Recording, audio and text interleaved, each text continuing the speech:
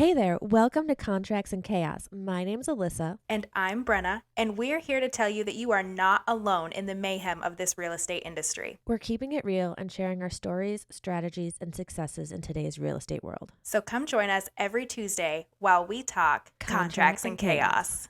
All right, let's dive in. Yes, we are talking database today. That's exactly what I was just going to say. Is we are talking databases and not necessarily how to utilize it yet. We'll get into that in future episodes. But today we're going to talk about how to double your database, how to get more people into it, because they say statistically, the more people in your database, the more successful your business is. What do you think, Brenna? Do you have like a robust database of people? I guess I wouldn't call it robust. For me, my database is a lot of people from back home and local people that I've worked with in the past. So I have a lot of past clients, but my database, the biggest chunk of my database is actually leads that I purchased my first year in real estate, and I'm still plugging away at them. So this year, actually, just recently, I've really been trying to focus on dialing it in more hyper local to me where I'm at, specifically my school district and our immediate town. And I did that with a fun little Christmas thing that I think we talked about already with the Christmas lights, but trying to really get granular with my neighborhood. Yes, I think that's important is like you can set up a database and just like blanket send emails, and we're going to talk about more specific on how to use your database next week. But if you're not dialing it down and not making it specific to that person or like even the area they live in, then it's useless. Okay, but so if you're correctly using your database, I'm not going to say you don't need other lead sources, but you don't need to lean on them as heavily. So it's important to and you don't want it as many people as possible, but to get as many people who match your client avatar as possible. I think that's important to remember. Like, again, we don't want to just spam people with random emails, but we also don't want just random people in our database, because if I'm trying to sell, we're just going to use boats as an example, in Miami, I don't want to be talking to people who like snowmobiling in Maine. So we want to make sure the people coming in either match our avatar or know people who match our avatar and are going to share the information that we are conveying. I think that people get hung up on the quantity over quality at this point, and it is a numbers thing. The more people you have in your database, in your email list, that kind of thing, the more return you will get. But this isn't just let me add my best friend from second grade into this, right? Because I have her email address from when we were 12, Exactly. I don't think that that's going to move your needle at all in the direction of where you want to go. So quantity is not necessarily the focus here. And I do believe that your open rate, your conversion rate, people paying attention to what you're sending them, whether it's a card, an email, that kind of thing, goes into quality as well. We're not just sending blind postcards and things like that. If you can get real specific with what they are looking for and what they are needing, you're going to see a better return on that. Agreed. Like I said, you want to narrow it down. You don't want it to just be anyone, because those people, unless you know that Susie from high school is going to read what you're sending and share it with people who are your avatar, then you're just and also I think you need to think like they may not be the right person now. They could be eventually, but that's where it comes to narrowing down what you're sending as well. And we'll talk about that next week. So this week we have 5 tips on how to double the size of your database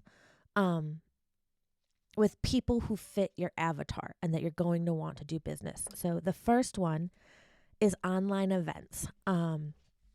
Things like first-time homebuyer seminars or listing seminars, something that's going to get people who are already kind of thinking about doing what you want them to do.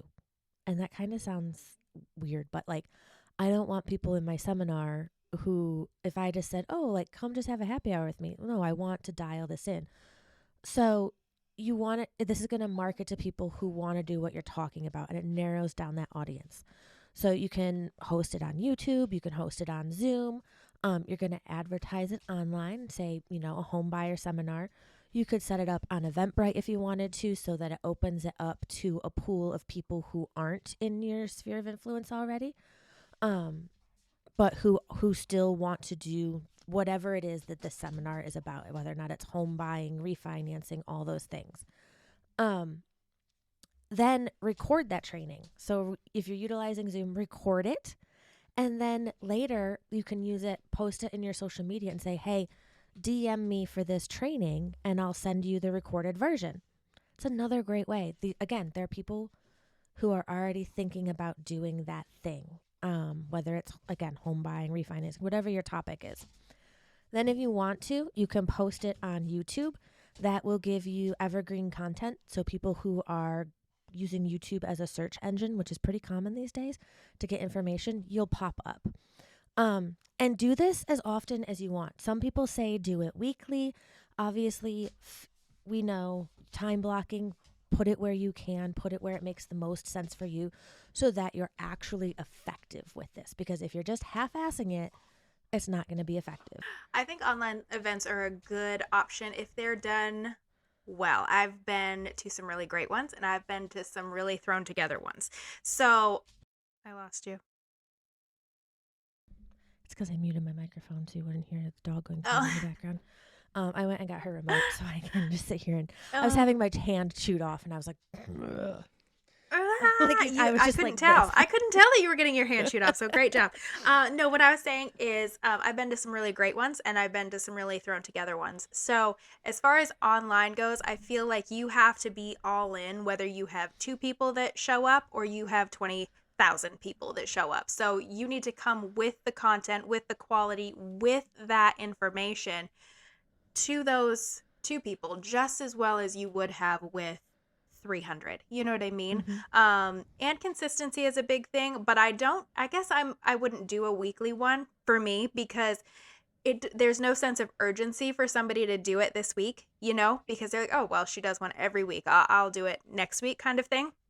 So for me, I guess for events like that, I think if you have them more spaced out, in my mind, it makes more sense that people would be like, oh my gosh, she only does this once a quarter or something along those lines. Or I think you could do weekly, but maybe not the same topic weekly. So you could have weekly seminars and maybe one week it's for first-time home buyers. Maybe the next week it's for people who want to know how to utilize the equity in their house to buy an investment property. So that still keeps you current, but you could rotate topics like you said so that people aren't like, oh, she does this every week, I don't have to come today. You're right, you do want to create some type of sense of urgency. And I think the key to this is obviously how you were saying, like, we want to work smarter, not harder.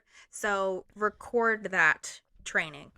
Right. Save the video, post it on YouTube, send it out in your email database, that kind of thing, because that's just going to consistently work for you. So if you are rotating through 4 topics a quarter, you can keep sending out that same training over those 3 months before you refresh and have another one, for example.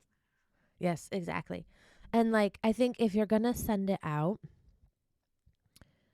be careful with that because then they're not going to engage later. You've got to be very strategic about that. So number 2 is doing list swaps. And we're not going to do it in the way that I'm just going to use Foot Locker as an example. I don't know if they do it. I'm just using it as an example. When you give a store, we'll just say a store, your email address, guaranteed they're selling it to someone else. Because all of a sudden you start getting emails from other companies that may have something in common, may not, or it's another company owned by that company. So this is sharing your email databases with other businesses in your sphere. So maybe you have a security company you work with closely, or you have a favorite window guy or a pool person, something like that. What you're going to do is instead of just swapping lists and saying, hey, I'll give you mine if you give me yours, you're going to go into the database you already have and introduce this person and say, hey, this is my favorite vendor for this. Here's why. here's the knowledge that we exchange on a regular basis to help you improve your home or whatever it is, and how we use that to get more value and how I give them value in return. And then you've done that Mhm. introduction, so it's not just a all of a sudden they're getting blasted with emails from this other person. That's a tricky one for me because I feel like if it's not done properly, you're going to end up with a lot of unsubscribe. You know what I mean? Because if you're just blasting out other people's information, I mean, nobody likes to get Right.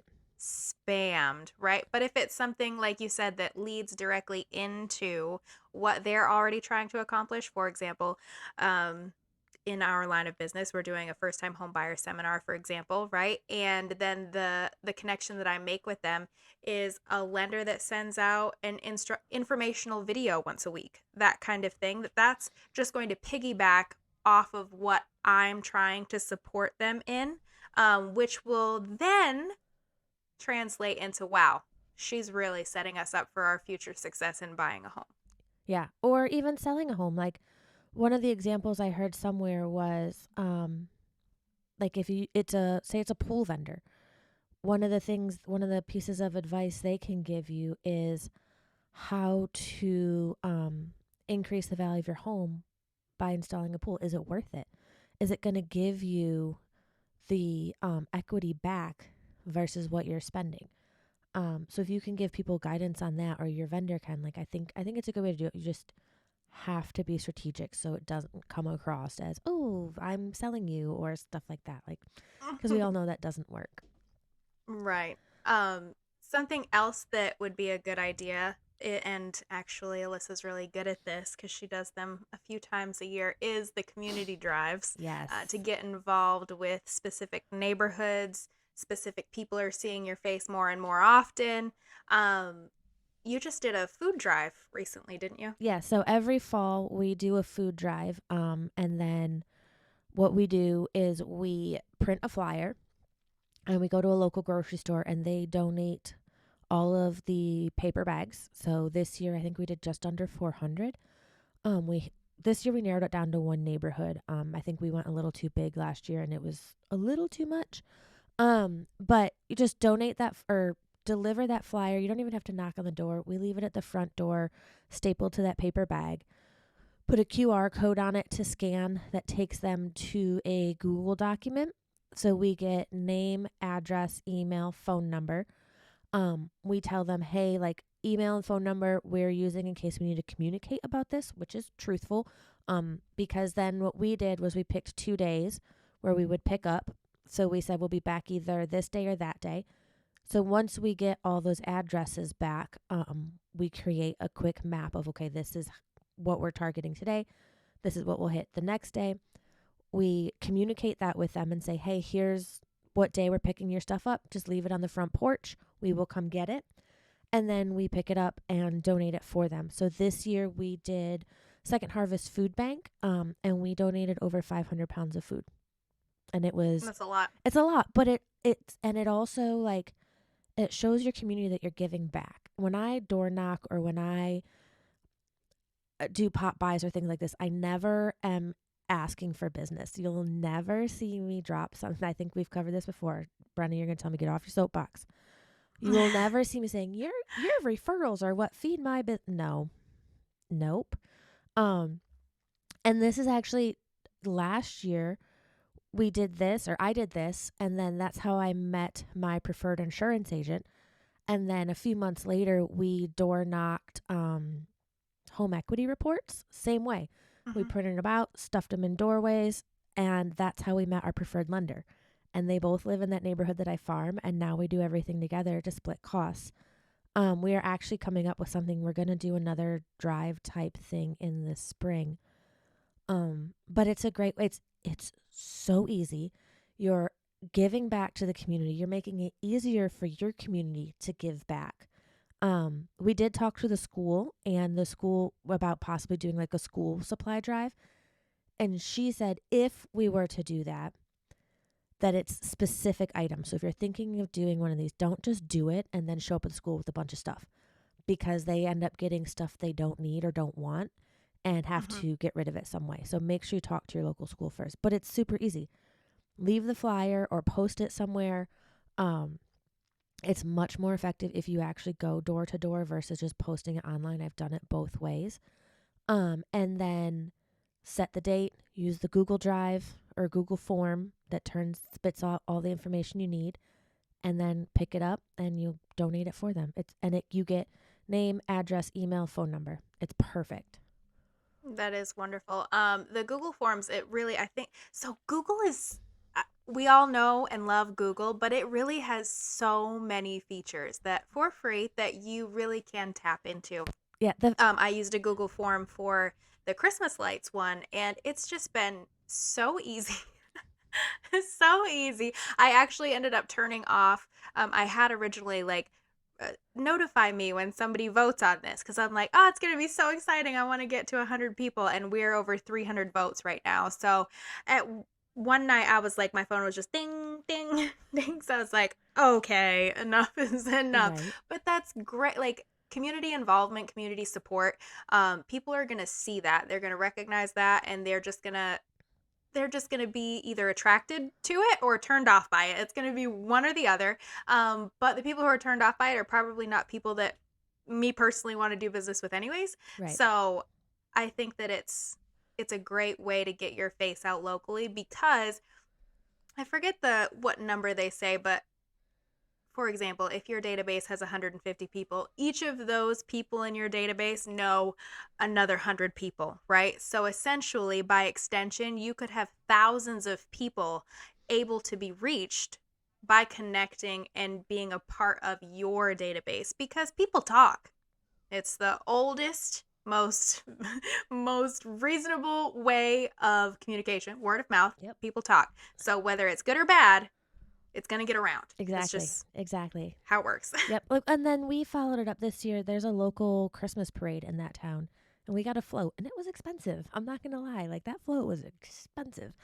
We each probably between the cost of renting the float and then all the stuff to like throw off the float, we each probably spent close to $500. But it people from that neighborhood were like, "Oh, hey!" Like we could see them in the crowd, like, "We know you."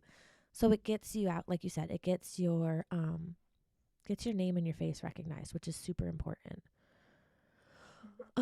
Okay, what do you think about raffles?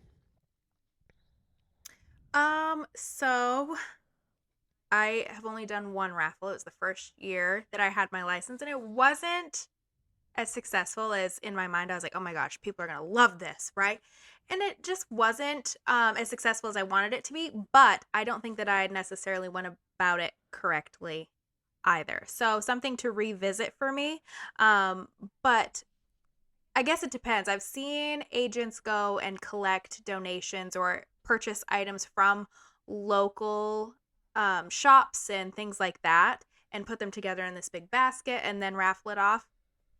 I've done it, or I haven't done it. I've seen it done where it's just a Visa gift card. So I guess it's one of those things that you kind of have to experiment with and see what your people are liking or what you like to do, really. Yeah, I was thinking. So I've done small ones.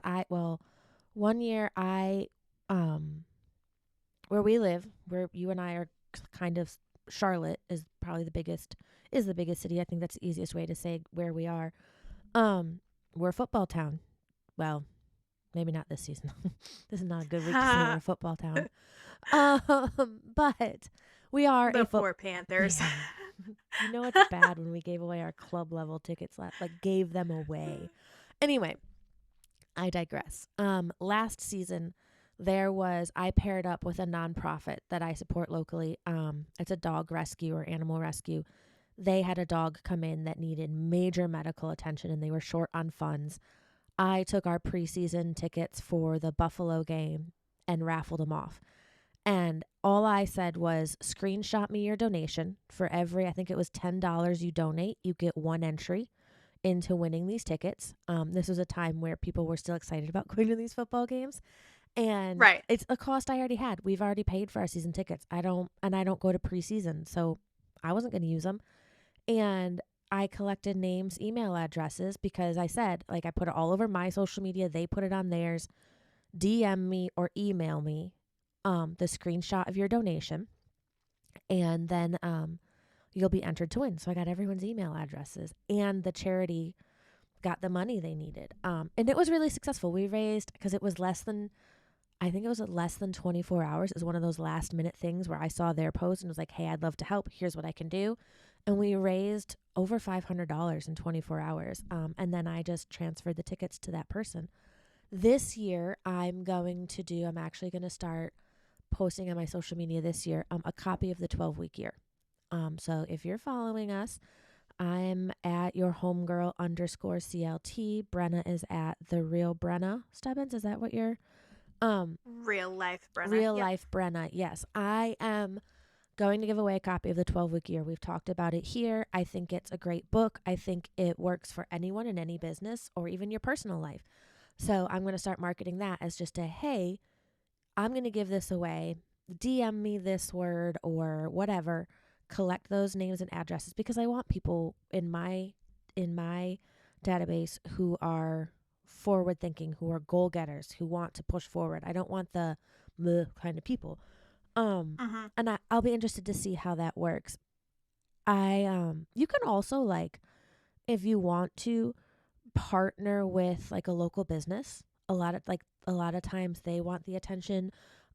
I never do something where we're charging money. It is always, unless it's going to charity, and then it never touches my bank account. I don't collect it. That, like I said, it is a send me a screenshot so I know you did it, but it goes directly to that organization.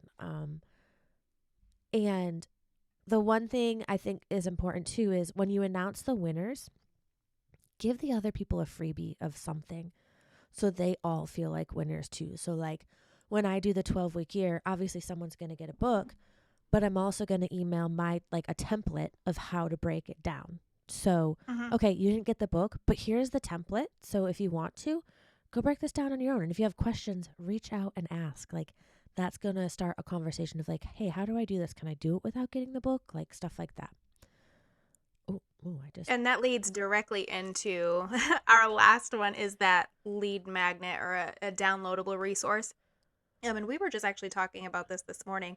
There's a few different platforms online that you can set up landing pages that they put their name, email address into. And instead of you getting an email that says, hey, you now need to send this PDF to this person, set it up automatically. We live in a world where automation is one of the very crucial keys to success. Okay. So when somebody hits submit, we are an instant gratification kind of crowd.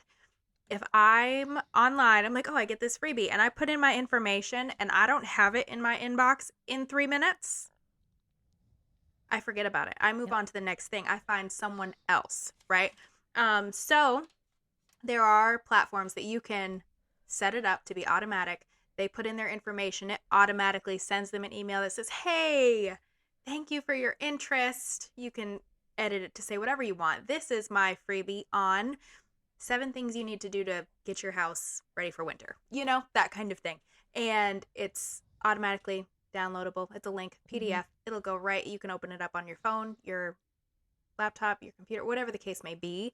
But I do think that automation is very, very important. Yes, and I think you made a good point. It needs to be something of value. If it's something that is like overwhelming or they're not going to look at right then it's not what you want to do. I think one of the good ones, like great ones I saw for the holiday season was a list of not only ideas for Elf on the Shelf, but the list of supplies needed to execute those ideas. I was like, I didn't do it, but I saw another person do it. I was like, that's genius. It's done, because all of these parents are out here scrambling. Do you do Elf on the Shelf?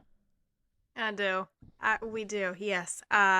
And I saw one of those this year, and I was like, oh my gosh, I'm doing that next Yeah, year I'm for not even a sure. mom, but like I know that takes so much stress off of everyone else. Like, here it is. Here's your supply list. Here's the ideas.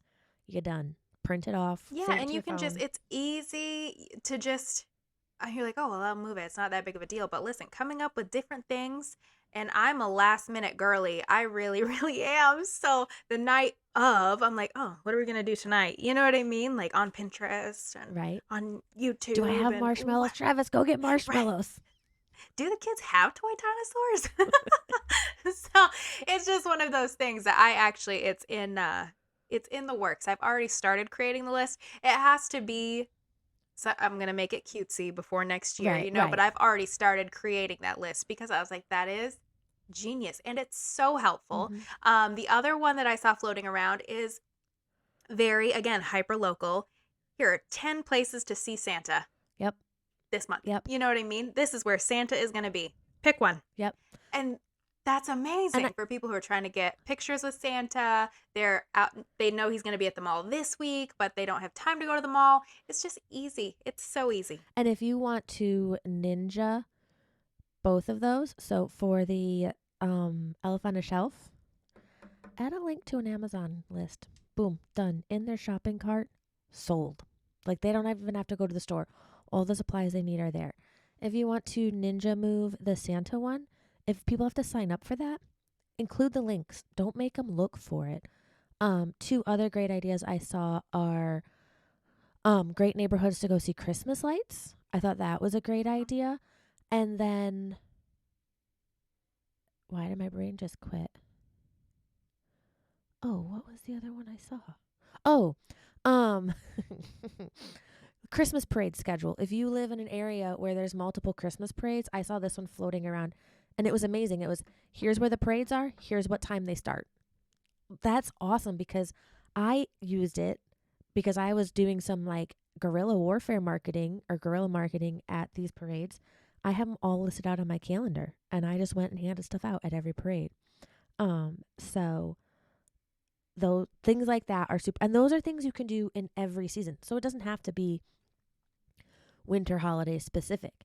It could be, hey, here's the 4th of July parades, or here's um I don't know, the back to school events. Here's each look if football's a thing in your area, here's when their homecomings are. Here's the local if marching band is big in your town. Here's their schedule for competitions this year. So if you don't live nearby anymore, go to the when they're here's when they're going to be in your town. I think all that stuff makes it easy for people. Then they don't have to Google it.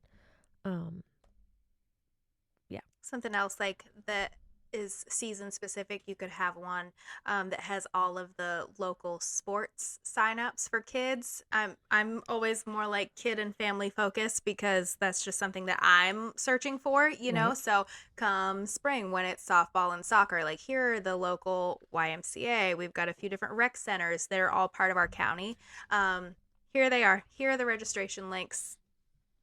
Yep. Knock yourself out. I think you made a very good point there. Something we've kind of touched on a couple times here, but what really want to hit home is whatever you're giving out or the events you're hosting or the vendors you're bringing in for your list swaps, your community drives, right back to you're targeting your avatar.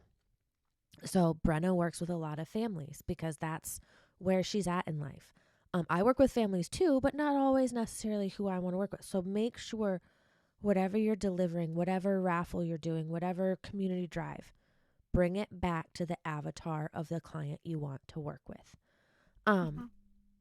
And it's one of those things. If you're already doing it, there's a 98% chance that there's other people out there looking and Mm-hmm. researching for those same Yep. things. So if it's something that I'm already doing for my family, it's like a win-win. It's two birds with one stone, because I'm getting that information for something that I need personally and turning it around and sharing that information to be a support inside our community while gaining connections. And that's how your business will be sustainable, is through connections and through people. We need people in our business, and the more connections you're able to make through being a helpful human, the better it's going to be.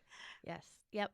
Um, and it should always be something of value, even if, and the value doesn't have to be providing information or something financial. Like the value could be you're donating to your community with a food drive.